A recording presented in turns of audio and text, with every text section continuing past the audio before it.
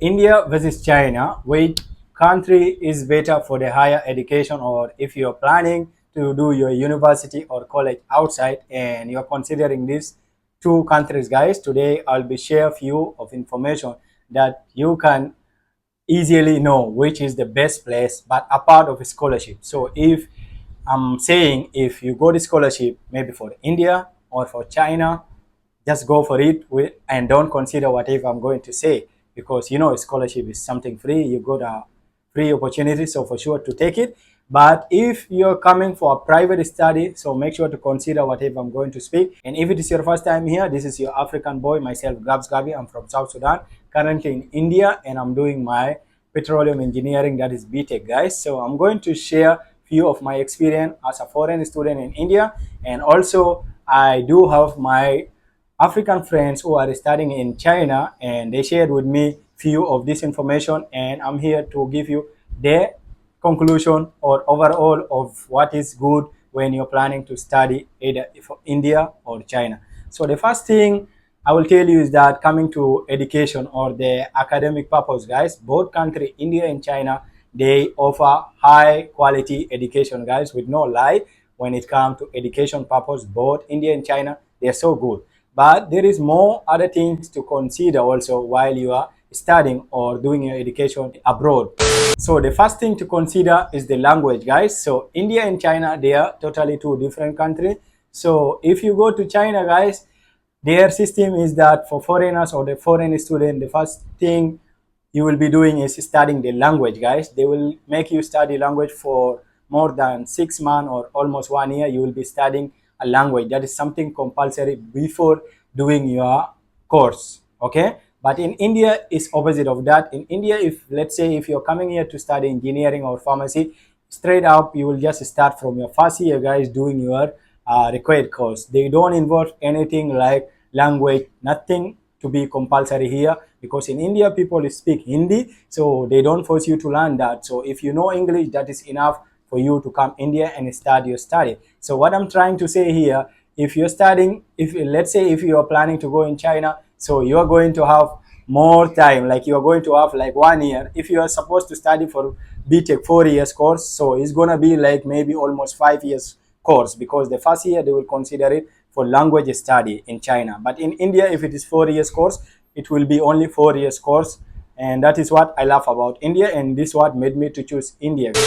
So the second thing is the cost of living, guys. I'm currently in India and I'm really so happy. I don't really suffer or struggle when it comes to living, guys, because in India, India is so huge and they have like almost 28 states, whereby each state is different compared to others. Meaning that you will find some states which are costly, like high living, and you will find some states which are really average and lowest, depending on your choice. Like what I'm trying to say, in India you can really survive when it comes to cost of living.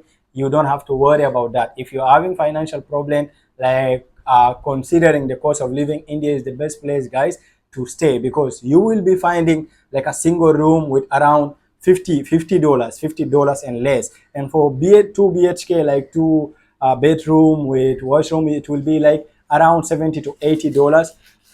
And don't forget, I'm saying it depends on where you're studying. Like for me, I'm in South India, and in South India there is so many states. So I'm currently in Andhra Pradesh, guys. So life here is so cheap when it comes to cost of living, like food and rent, guys.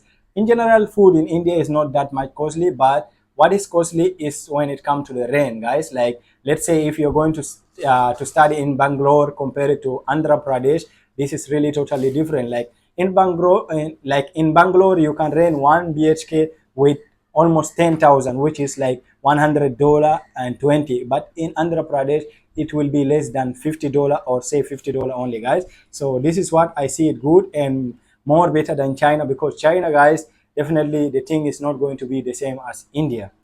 So the third thing is the affordable tuition fee, so which I came to know about it here in India. So in India there is a lot of university and college. So in India, just know you can find like the cheapest university depending on how much you want to offer, like how much you can afford, guys, because in India also there is uh good university, like when it comes to the rank, there is the highest rank university for sure. It will be costly, but if you don't bother about the rank of the university and the other background, then you are okay to study in India with whatever money you have, guys. The tuition fees is so affordable here.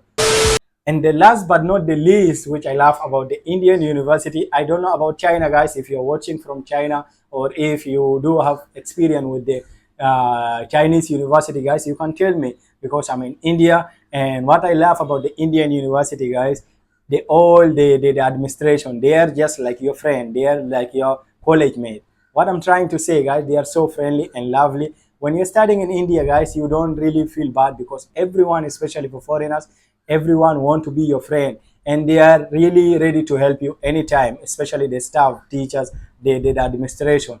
And this is what I love the most. Like when I came in India, guys, I was facing a little of financial problem when it came to the tuition fee payment of the university fee, and they never stopped me from writing exam, guys. They always make me write exam with pending tuition fee, which is something so lovely. And it is rare to find even in Africa, guys. We do face such thing, and sometimes they will even stop you from writing exam. So I don't know about China, guys. You can tell me how is the relationship of the foreign student with the administration or with the local people in China. So this is what I can share with you, guys. And if you would love to know more, you can reach me on Instagram, Gabs Gabi Ziber, guys. Thank you so much.